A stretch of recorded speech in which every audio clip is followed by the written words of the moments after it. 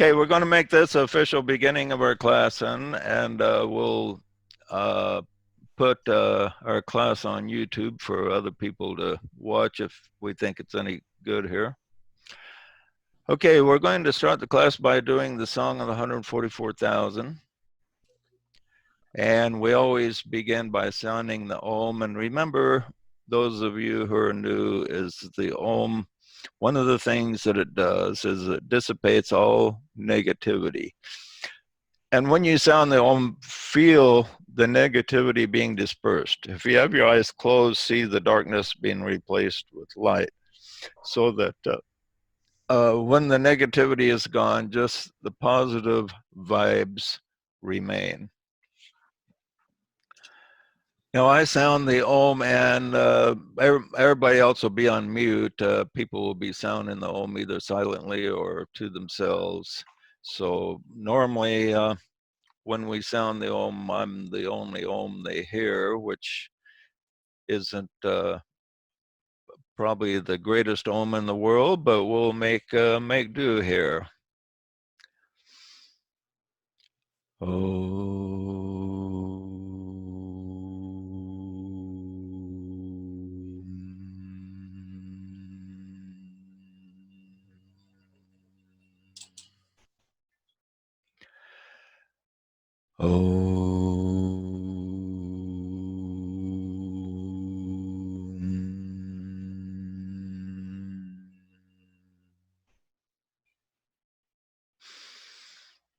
Om, om, om, om, om, om, om, om, om, om, om.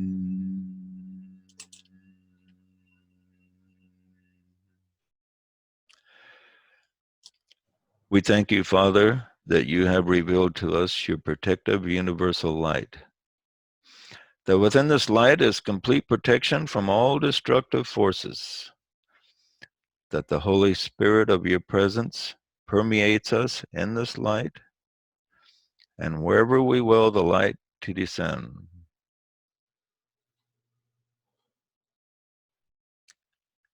If you have this memorized, say it along with me. If you don't, say it in your mind afterwards.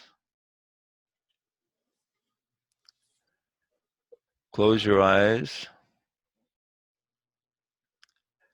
and sound a silent Om. And as you sound a silent Om, just using the voice of your soul, visualize all negativity, all darkness dispersing, being replaced by light, and see your forehead being filled with light. Sound the silent Om.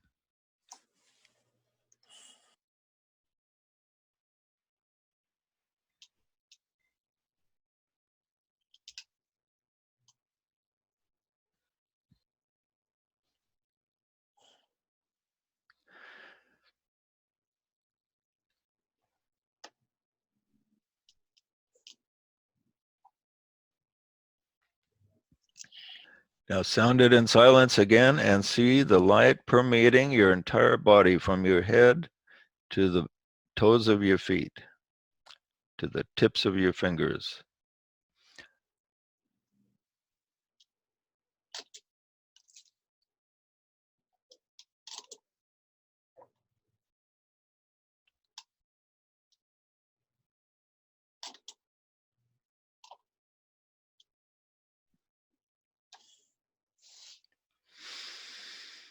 Now sound it again and see yourself, your whole aura, about as far as you can stretch your hand out, your whole, not only your whole body being filled with light, but your whole aura about a couple feet from your body. All see yourself being surrounded with light.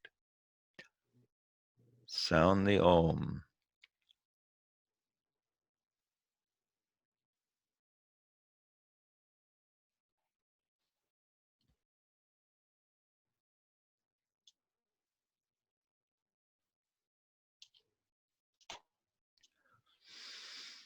Now see yourself in a circle with approximately 24 brothers and sisters.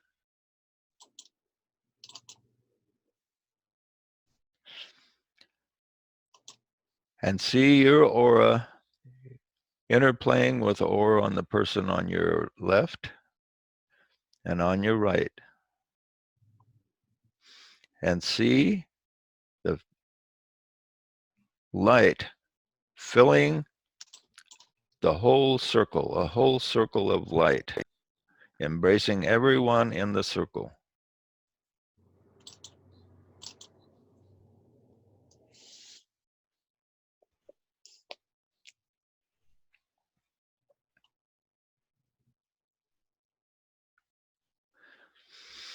Now we'll sound the Om one more time and see the light embracing everyone in the circle and now filling in the center, clear to the center of the circle. Light is filling all the space in the circle and in your aura and in your body. Sound the Om and see this happening.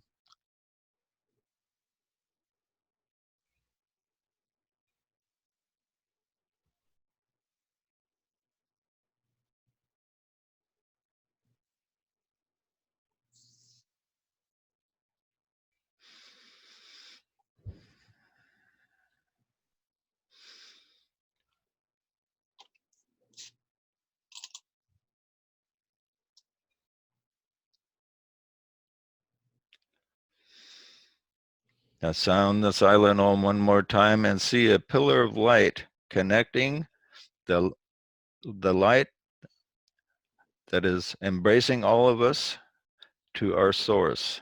It goes up into heaven, linking us to the Most High.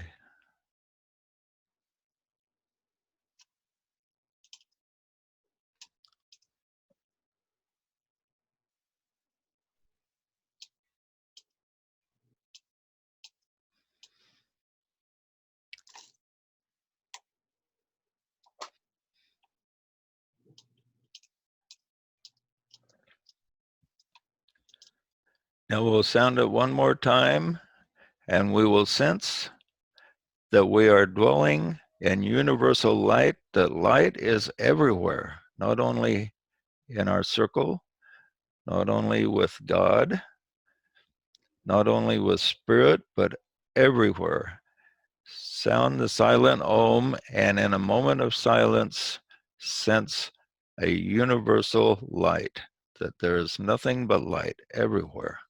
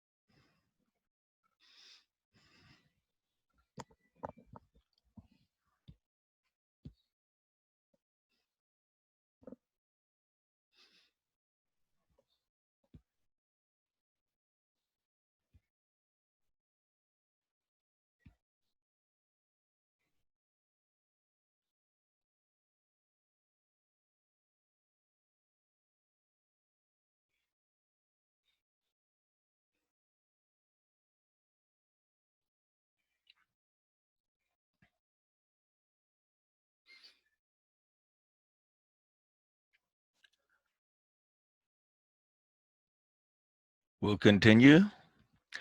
We thank you, Father, that you fill us with your protective fires of love, that within this love is complete protection from all destructive thoughts and feelings, that the consciousness of Christ is lifted up in us in this love, and wherever we will, the love to be inflamed. This time go through this a similar sequence, except visualize love being a gentle, wonderful flame of fire, a friendly fire that burns first of all in your heart. Feel it in your heart. And feel it spreading throughout your entire body. and your aura and the group, and joining with the consciousness of the Most High. And then your consciousness is in a universal place where there is nothing but love.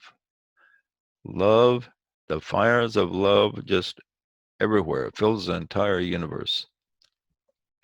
Focus on this in a moment of silence.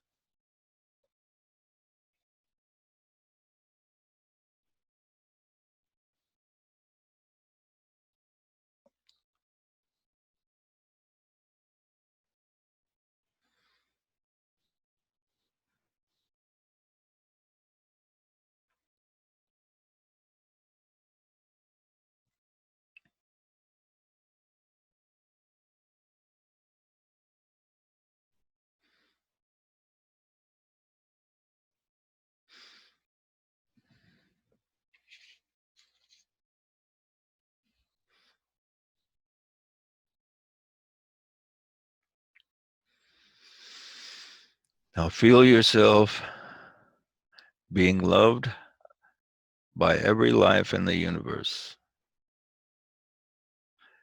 Every life in the universe has a higher part of itself in the realms of spirit, where there's universal love and light. See yourself immersed in universal light and love combined.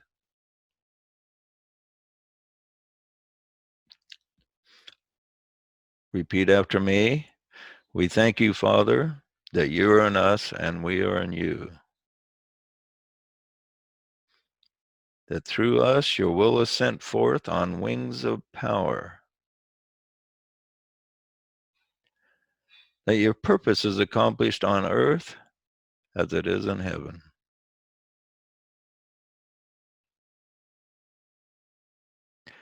As you bask in light and love, sense purpose. That life has a purpose, that your life has a purpose, that the reason you are here has a purpose. And see yourself as a willing instrument in the hands of higher intelligence.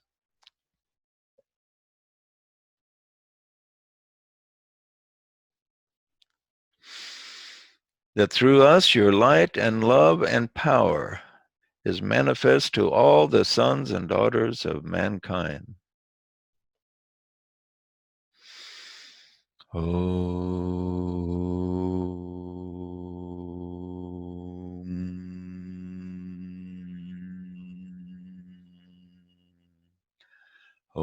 om, om, om, om, om, om.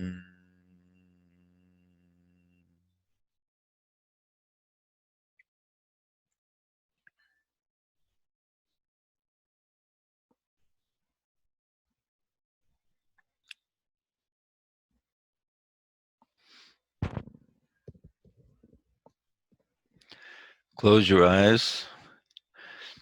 Look in the center of your forehead and see the light that is shining there. You are filled with light, but often you do not see this light because you're not paying attention. But if you pay attention, you will sense and see and feel the light and love that has links you to your soul.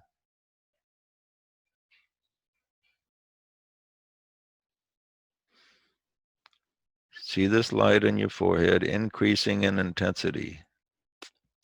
Feel the intensity increasing.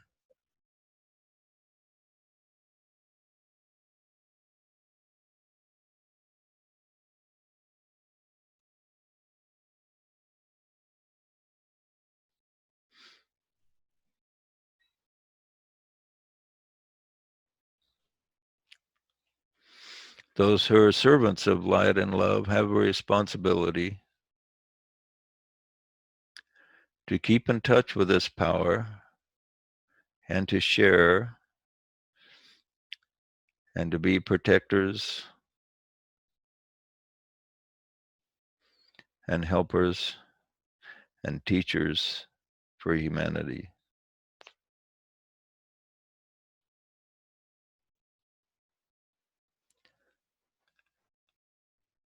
Repeat in your minds after me. I remove the bushel from the light, which is me, and I become a light unto the world.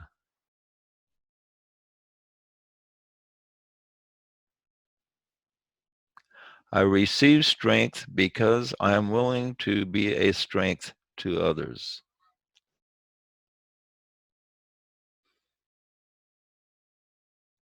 I receive love because I share with others.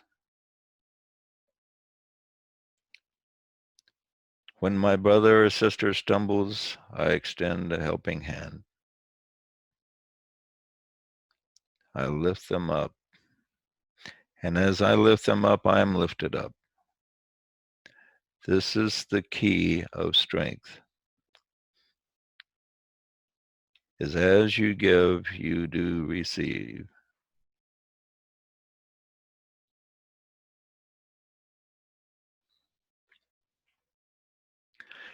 It is important now that we draw down maximum healing powers and strength to us so that we can be a support to others.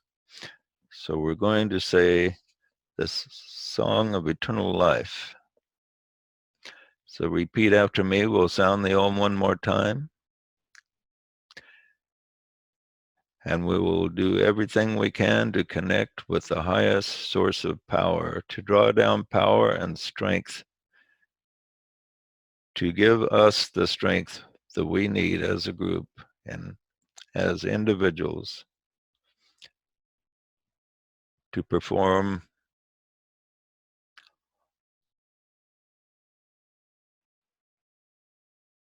all of our duties that is expected of us. Om.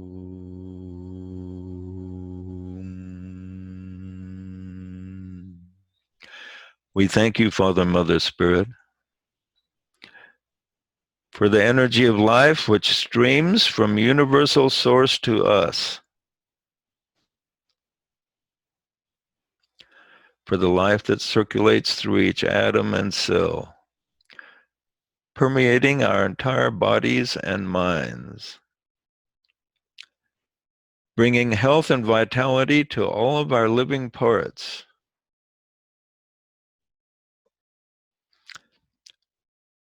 See yourself connected to unlimited energy, unlimited life. You can draw what you need for yourself and excess to share with others.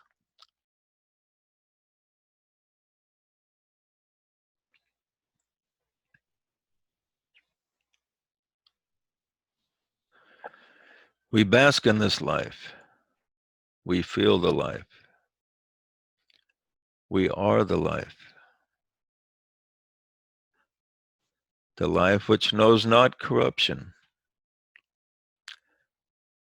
the life which makes all things new, the life which always is.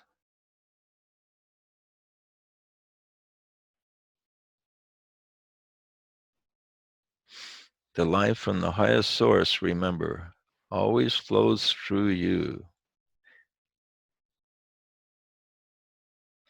Remembering this will strengthen you.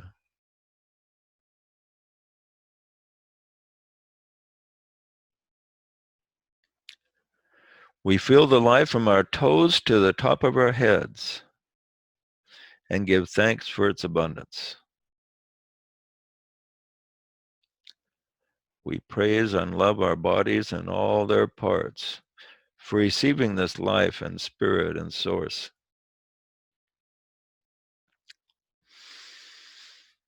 We praise body, mind, soul, and spirit for receiving without ceasing.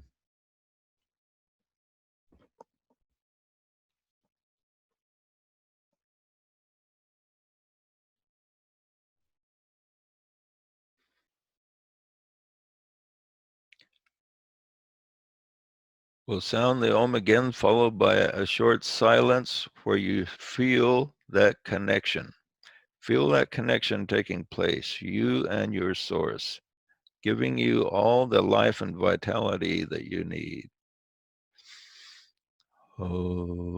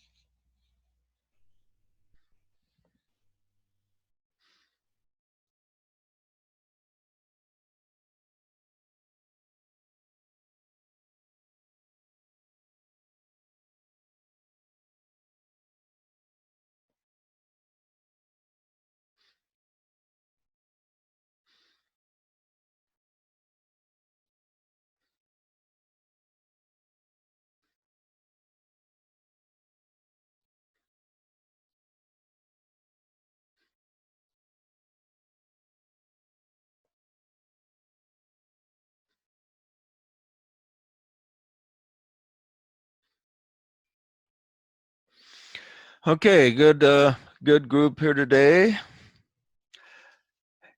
Any comments, questions, or impressions anyone had before we move ahead? Nick's trying to get into the meeting. Yeah, welcome. No, he can't get into the meeting. Oh, what'd you say? Nick's trying to get Oh, into Nick is. Oh, okay, thanks. I thought, there we go. Okay, Nick, are you in? Anyway, we got him clicked on. Thanks for telling me that, Joshua. Okay, any impressions or comments before we move on? Just felt more of a connection from the inside to the outside, how we're kind of like swimming in a sea of spirit. And it's outside of us and inside, and we're just kind of merging with that source energy, kind of became more real with that meditation. Yeah, did you when you visualize yourself just being in pure light or love, that's an interesting feeling, don't you think? Yeah. You feel very connected inside and outside with everything that is. Yeah. Okay. Jill, you're a pretty sensitive person. Did you get any impressions? I did. I did. Thank you, JJ. A little bit of a confession first. I've been having a lot of trouble getting connected with my inner self lately, and I'm finding these meditations to be very helpful. I am in the habit of meditating myself every evening, but it's much deeper and more connected when I do it with your guided meditations. And I have been going back to the videos after you post them to practice it. Now I'm finding it very helpful with getting back in touch with my inner self. It's difficult. I don't know why I'm drifting, but I have been, and Well, it's really almost, really easy to drift away from your connection to spirit. Yeah, but And these so, your guided meditations have been really have been a lifeline. So I well, you appreciate mentioned reviewing them, and for those of you who aren't aware that when we did a meditation for Jill to help her have a healing, that she experienced some benefit, but she went back and reviewed the meditation 3 times, and on the 3rd time you were quite revitalized, right? Yeah, it took 3 or I think I can't remember now. It was 3 or 4 times that I did it, and it's extremely helpful. Yes. Yeah. So yeah, people are invited to go back and review these at any time they want, and I think some will find that helpful. Okay. Any other comments before we move on here? Yes, I thought the meditation was very helpful, and the Om kind of reminded me of a little bit of transcendental meditation, which you have a mantra that you repeat over and over. Yeah. But I think the Om is more inclusive and a little deeper in a way. Now, so since you're new here, have you used the Yeah. Om before yourself? Yeah. Yeah. Oh, okay, good. And I found that during transcendental meditation that the whatever mantra that you were assigned or given, saying that over and over, it developed multiple layers. So I really appreciated the Om, and you're going from the more personal outward to personal on the left and right, the circle, and then the higher self. So just very reminiscent of that process. Okay. And, Well, and good. you do feel that light, and it's almost a flickering of sort. It's a sensation, I think, for me anyway. So do you see the light in the head pretty good then? Yeah, I think so. Yeah. Yeah. Yeah. If you don't see it, you will at least sense it. You can sense it. Yeah. And It's that quiet place, and it has power. Yeah. yeah. How about you, Mindy? Did you see the light in the head? Yes, I did. Okay. I bet you see it pretty good, knowing you, the wise person that you are.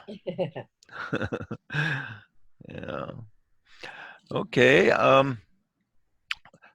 Appreciate their comments. And anybody else have any comments or questions or impressions? Well, I was thinking in the meditation about the thousands of people around the world that have lost their lives through this pandemic, and not only that, but the ones in the southern states in the last few days from the tornadoes. These people are finding themselves in a different state that is unfamiliar to them, and I think that we need to bless those people who find themselves in an unfamiliar place. Yeah, you bring up an interesting point, and the fact that everybody's so focused on this virus that we overlook people with other problems. There's lots of all the problems that everybody has in the world, they still have pretty much, and a lot of people probably feel ignored or overlooked, that are having other physical problems, financial problems, all kinds of things going on. So we want to make sure that if anyone is in your circle that has other things going on, that we do what we can to help them also, because there's a lot more going on in the world than just the virus. Okay. You can also look at it like a roller coaster. I mean, I personally, I find being in an unfamiliar place highly entertaining. Yeah. Something to explore. Yeah. Yeah. Okay.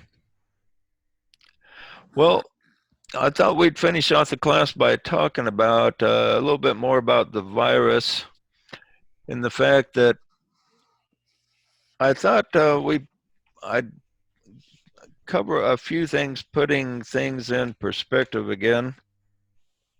In the United States right now, there's been 26,000 deaths in the United States. I'm not sure how many in the world. I think about a 1.5 million. I have a, let me try my sharing screen and you can see some of the details here again. Hopefully I can bring this up this time.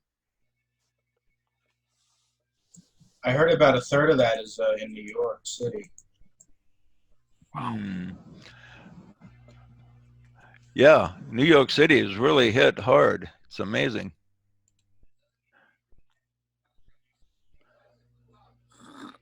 Well,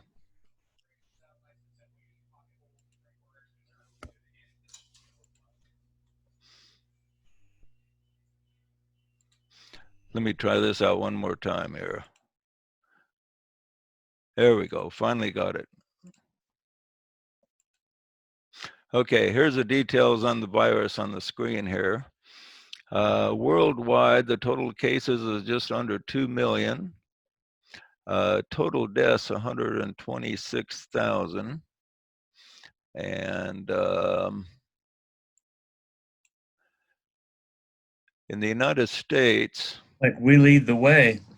yeah, we got more cases than anybody in the world by far right now. That used to not be the case, but we're catching up. But on the other hand, what you want to look at is the deaths per cases per million. And for the United States, we have 1,855 cases per million, which means that one person out of 500 or 600 or so has it. But only 79 deaths, which isn't too bad. But look at Spain here, they got 390 deaths. But down here we have China, they only have 2 deaths per million, which is amazing since it started there. They're not telling the You whole can't story. trust the numbers from China. Yeah, that's the trouble. They say you can't trust them from China. And also Russia has a really low number, and a lot of Russians are complaining that themselves that that's not accurate, because they apparently the hospitals are a lot fuller there than they should be. And so now Switzerland has quite a few deaths. They have over almost 3,000 cases per million and 136 deaths.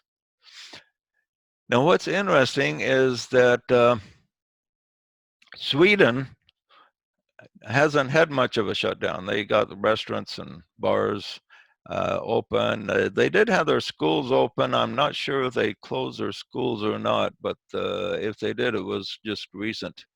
But they have, where's Sweden here? Yeah, here's Sweden. They have lower numbers than we do. They've got, Sweden has 1,133 cases per million, and we have 1,855, yet everything's shut down here and everything's open in Sweden. So that's interesting. Now, Mexico is kind of another interesting one. And Mexico, they only have 39 cases per million. And yet a lot of things are open in Mexico. Now, Mexico City, they shut down some things, but the guy in charge of Mexico, Lopez Obrador, is kind of interesting character. And the fact that when the virus came out, he just pretty much ignored it. And he's been leading parades and kissing babies and shaking hands, and he's not concerned at all about the virus and didn't do anything to shut anything down. And he got a lot of criticism. But probably the reason a lot of people are concerned is during the Spanish flu, Mexico was devastated with the Spanish flu, worse than the United States was. So a lot of Mexicans are aware of that, so they were concerned about their leader being so cavalier about the whole thing. But as it turns out right now, there's a lot of shops open. They say a lot of people that are living by the border go into Mexico and get their hair cut, go to restaurants and bars and entertainment, and then they take a day trip over there, then they come back. So Mexico is quite loose about it, but the fascinating thing, they only got 39 cases per million, and we have, what was it, 1,855. So the only thing you might question there is, are their statistics accurate? This is one thing that we don't know for sure about how accurate everything is. It's also interesting to compare this to the Spanish flu that happened in 1918. 1918, the Spanish flu it happened at the worst possible time. We were in the middle of fighting World War I. And so and they think it began in Kansas, but Spain wound up reporting the highest statistics on it for deaths. So they nicknamed it the Spanish flu, even though they think it really started in Kansas and was spread by our military people as they went to fight the war. There's some speculation that was only the first case. It may have started elsewhere. One speculation is it also started in China. Yeah, they don't know for sure. I just read a book on it called The Great Influenza, and the author of the book is pretty sure it started in Kansas, but then I know there's other theories on it.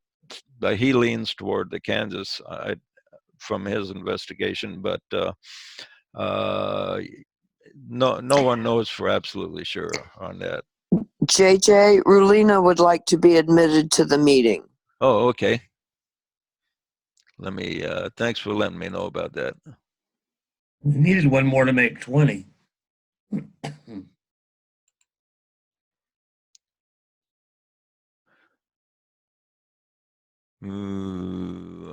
Guess I'll have to stop sharing to find her. Oh, there she is. Okay. Okay, Rulina is in.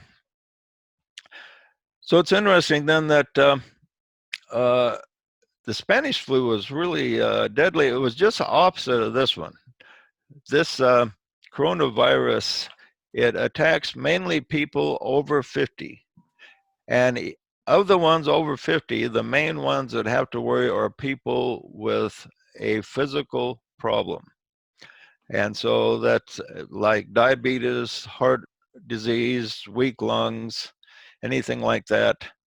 Now, the only problem with this and keeping statistics is how many people that were near death already. In other words, people that are close to death, once they get it, they are in high danger of dying.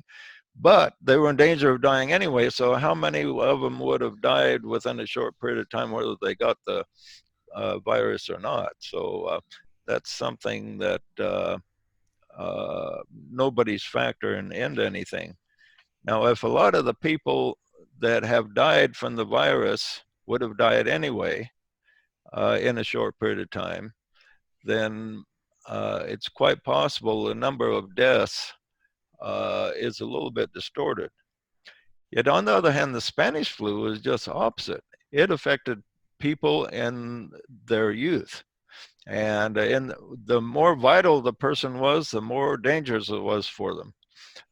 People under 50 and 40 were devastated by it. And this is the reason they think the older people in the year 1918, they think when they were younger, they contacted various types of flus and things, and they developed antibodies for them, whereas the younger people didn't have this.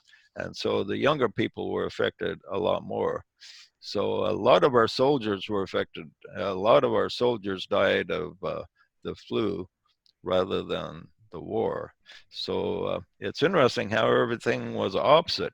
Also, total opposite was the media's approach to the virus. The virus, first of all, was a lot more devastating. It affected infected almost a quarter of the world. And they think as high as 100 million people died from it. They don't know for sure the number that died because a lot of people in the third world, they weren't able to tabulate it correctly at that time. But most experts figure it was over 50 million, could have been as high as 100 million people died from it. So, and it was a terrible death. Often they got infected at when they got infected, they sometimes died within 12 hours and had blood coming out of their eyes and ears and nose, and they had pockets of blisters appearing all over their bodies. And it was a horrible disease. Now, some people just got a mild case, just like they do today, but a lot of them went through hell with this disease, and those who did survive it often didn't have very good health afterwards. So it was a terrible disease, quite a bit worse than the one we have now, and it affected a lot bigger number of people. Yet, what's funny, well, I don't know if you can call it funny, but what's weird about it is that the government acted like the disease did not even exist. It's because they wanted to win World War I, and they didn't want anybody's attention on the disease. They wanted it on the war. So the president of the United States, Woodrow Wilson, didn't even ever mention the disease. He acted in all of his speeches and everything like there was no disease, there was no problem, and the media went completely along with him. Now, can you imagine the media today going along with Trump if he says, well, we're going to pretend like this disease doesn't happen, doesn't even exist because we want to fight our economic war or something? Boy, they wouldn't cooperate one little bit, would they? But Woodrow Wilson had the media cooperate with him, and they cooperated 100% in acting like the disease was really no big deal. Yet it was a much bigger deal than what we have today. Yet the media just pretended like everything was rosy, and they only tried to portray everything in a positive way as possible. So it's interesting how different the approach was. Everything was different, it seemed like, and the fact that, number one, that was much more serious, yet life continued pretty much as normal, except in different pockets. There were some cities that clamped down and had forced people to stay in their homes and restaurants to shut down, but most of the country just continued pretty much as normal. They interviewed the other day the oldest man in the world, and he was about 10 years old during the disease, and he said he didn't even, life was so normal when he was a kid that he didn't even know there was such a thing as Spanish flu until years after it was all over. So that's funny. Can you find a 10-year-old today anywhere that doesn't know about the coronavirus? Everybody knows about it. But back then, the media reported it so little that if your family wasn't affected, and this guy's, apparently his mom and dad didn't get the disease, so because his parents didn't get it, he didn't even know the disease was around. And this was an interview that just took place a week or so ago with the guy that's 117 years old. And so anyway, that's interesting. Now, we've had 26,000 deaths here in the United States from the flu, or from the virus. But during the flu season of 1917 to 1918, 61,000 people died from just a normal flu. So we got quite a ways to go just to catch up with a serious flu season. So that's very interesting. So But what's happened today is the media has put so much attention on this. It's like the media has almost taken charge of our lives and telling us what we're supposed to be afraid of and what we're supposed to not be afraid of, what we're supposed to do and what we're not supposed to do. And it's like the governor of Idaho, where I live, he was a little bit behind in several other states in the stay-at-home and shutting business down order, and the local media just hammered him like crazy. And he was pretty reluctant to do it, but he was forced to because the media put so much pressure on him, and so he responded within about a couple of days of strong media criticism. So the media is in both of these plagues, the Spanish flu and this one, where we had the most shutdowns. The media has done a lot to call the shots. And the first one, it was much more serious than this, but the media acted like it wasn't very serious. So for a large portion of the country, things went on pretty much as normal as possible under those conditions. This time, it's not nearly as serious, but it's presented as being extremely serious. So everything is shut down more than it's ever been in our history. And so we want to look at all those things. Now, one thing that I thought would be good to kind of think about is what would be the best solution if you were like in charge of everything. What do you think would be the best solution to this problem that we have? Because this total shutdown that we have is devastating for the economy. And if the economy goes too far downhill, then we're going to have problems much worse than any deaths that will occur from the disease. When the economy goes downhill, people's health goes downhill. People can't, there's a lot, have you seen the food lines, for instance? In California, there's a food line at a food bank that was a mile or so long. They had on an article I was reading. And so there's a lot of people just don't have money to buy food. Their income is cut off. I think we're having like, what, 17 million people unemployed or something like that right now. And so these people are devastated. And how many people have like taken their lives or suffered immensely because of this? So what the media has done is they put the total focus on the problems caused from the actual disease and hardly any focus on the problems caused from the shutdown. But there's problems with both. There's problems from the disease, there's problems from the shutdown. And what we need is a balanced solution.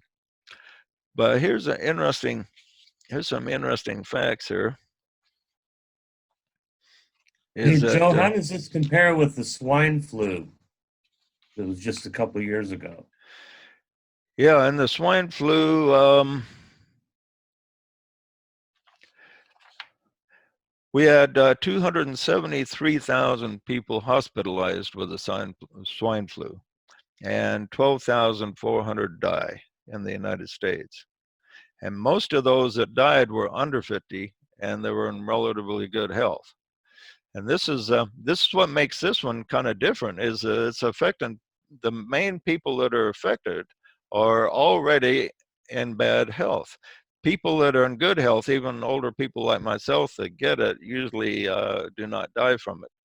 And many people that are getting it, it's not much worse than the regular flu if they're already pretty healthy. But if you're in bad health, you got heart disease, lung problems,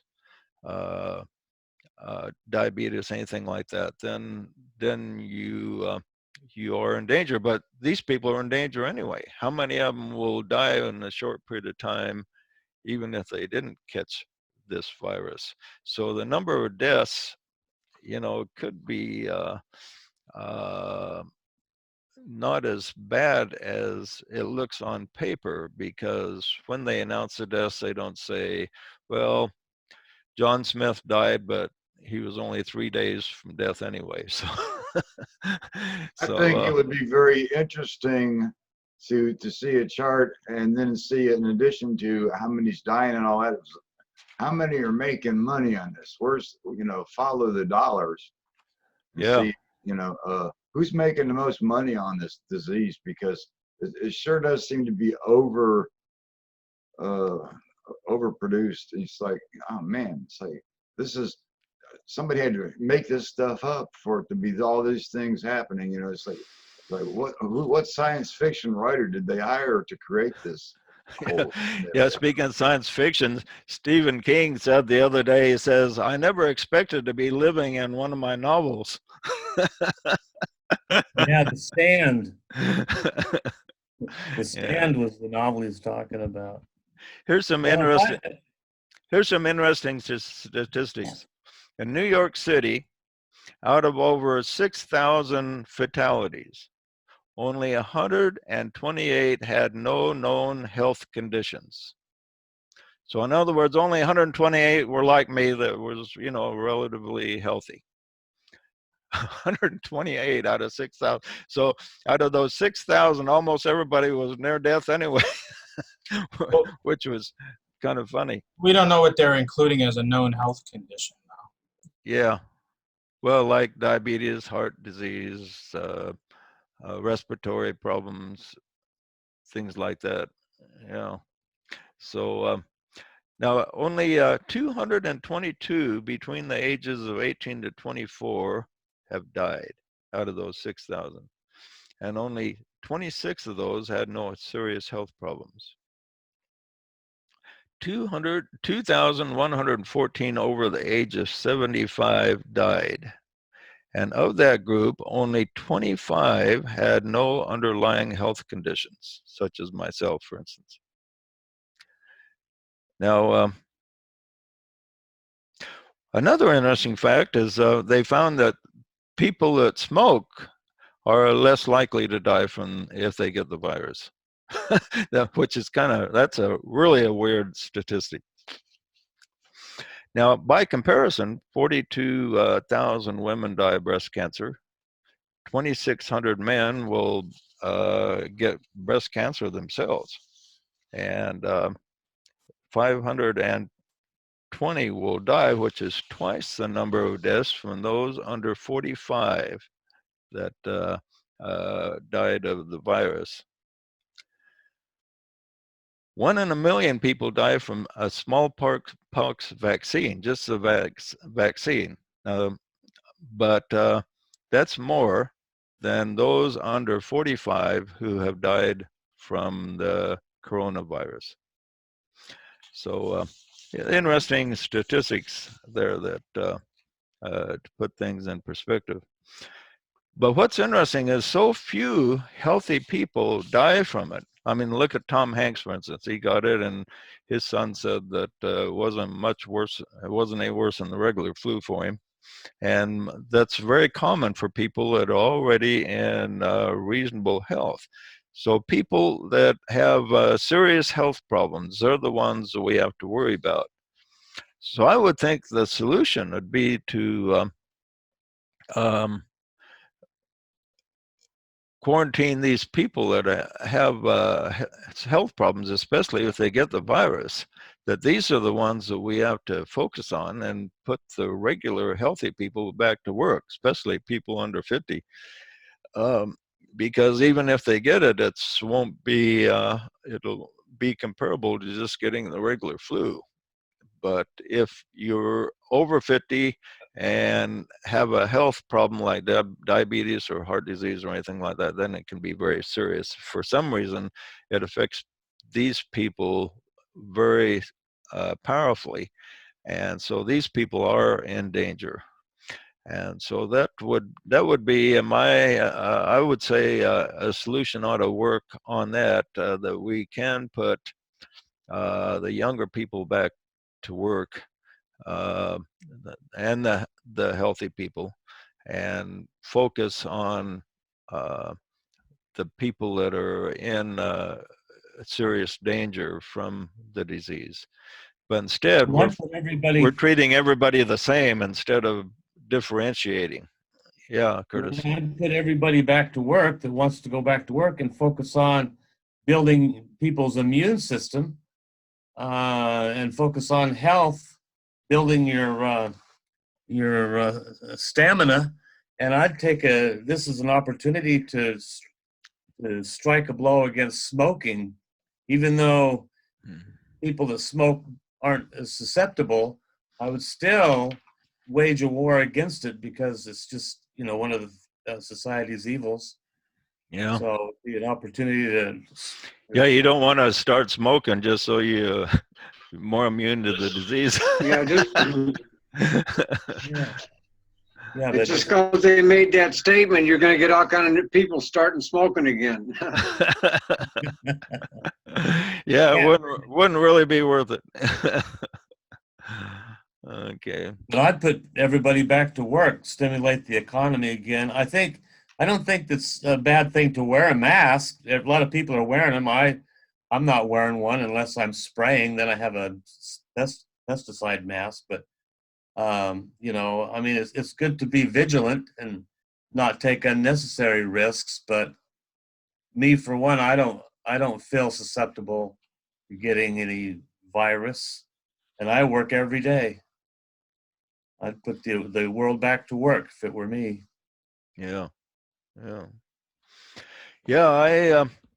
I think, like I say, this is being very tightly controlled by the media. The media decides what we're supposed to be afraid of, and it's like they want to put the fear of God in everybody. And you look at these young people; they're just as afraid of the virus as a 70-year-old with a heart problem is afraid of it. I mean, many people are just unduly afraid. We should be concerned, and we should do everything we can to protect ourselves. But let's look at a year ago. Just during,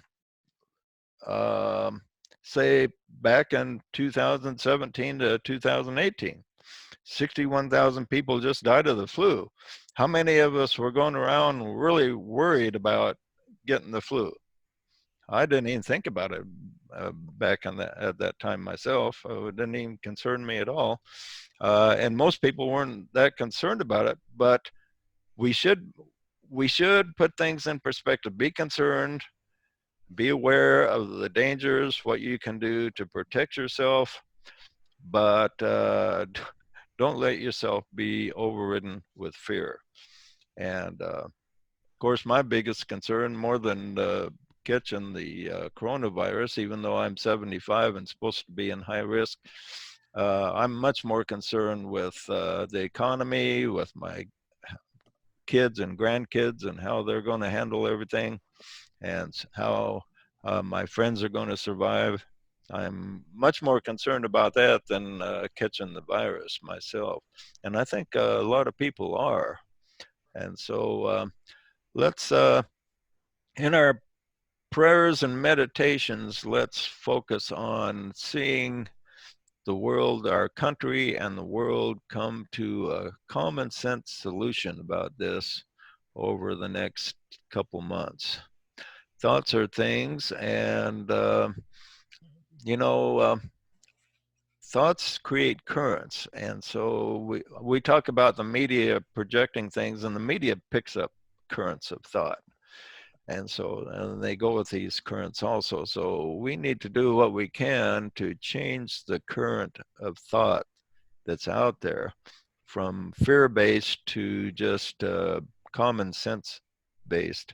And if we go by common sense, we can handle this virus. Humanity can handle it, and then we can put ourselves on a more sure footing. Okay, any comments or questions before we wrap it up here? Yeah, I like what you said there, because the media can milk this thing for who knows how many months into the future if we don't stop the thought flow, the thought process, the Yeah. present train of thought. Yeah, we need to What do you- change it. We need to change it because wherever you go, everybody's afraid. And so that we need to change our basis from fear to common sense. What do you think about the idea that's put out there of the reason the deaths are low in comparison to some other things is because countries and people have taken steps to mitigate this, and that if they didn't, it would be significantly higher? Yeah, well, you know, when they made the first projection of deaths in the United States, they took in consideration that these steps would be taken. And even taking that consideration, they still predicted 2 million deaths. And that was figuring we would take a number of steps that we did take. And so now it's down to, it was down to like 120,000 projection. Now they're predicting about 60,000, which would be comparable to the flu season for 2017 to 2018. So if say like 10 years from now, we look back on this and it turned out to be no worse than a flu season, and we had all this shutdown of the economy over this, a lot of people would maybe feel a little irritated over that. But yeah, I'm sure the steps we've taken have saved lives and has helped. But what we have to look at is maximum effect for the steps taken and for minimal damage. Because in shutting down everything, 16 million people lost their jobs and have no income. They're going to send out, I guess, checks to everybody, including a lot of people that don't really need them. But there are people that are in So desperate apparently need. the shutdowns, Yeah. apparently the shutdown's taken more lives than the flu has.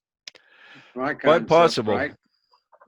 The shutdown could wind up taking a lot more lives than if we just continued life as normal. Like Well, Mexico, their continued life pretty much as normal, and they haven't had much of a problem there compared to us.